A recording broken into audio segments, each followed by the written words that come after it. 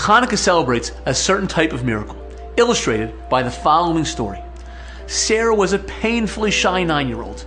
2 evenings a week, she read to Mrs. Cohen, a woman in her 60s who had been blind since birth. One evening, Mrs. Cohen sighed, "Oh, in just 2 more years, I'll be able to see." And Sarah asked her, "How is that possible?" Mrs. Cohen explained, a new surgery could correct her eyesight, and when she turned 65, Medicare would cover it. But Sarah couldn't stand that Mrs. Cohen would have to spend 2 more years living in the dark.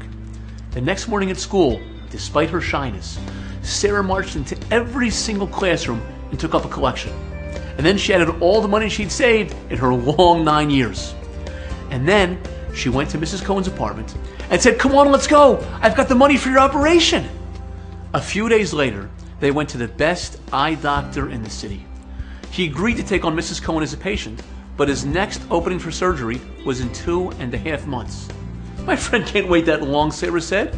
"She needs the operation today." "Today?" said the doctor, trying not to laugh. But one look at Sarah's expression showed him this was no laughing matter.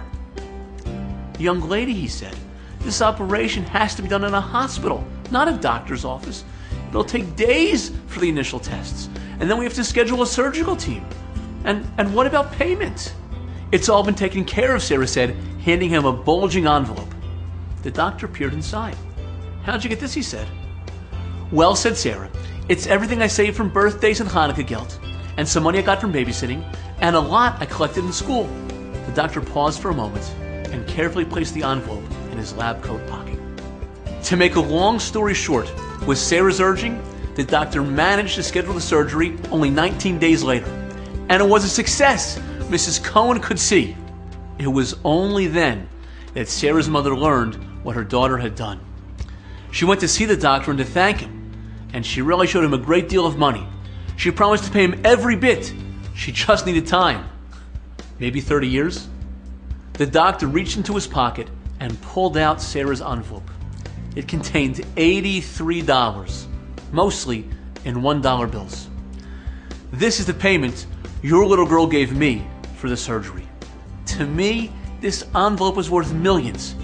Do I have your permission to keep it?" He continued, "Whenever I get discouraged, as we doctors often do, because there's so many people we can't help, I want to be able to reach into my pocket and have my sense of purpose, my faith restored."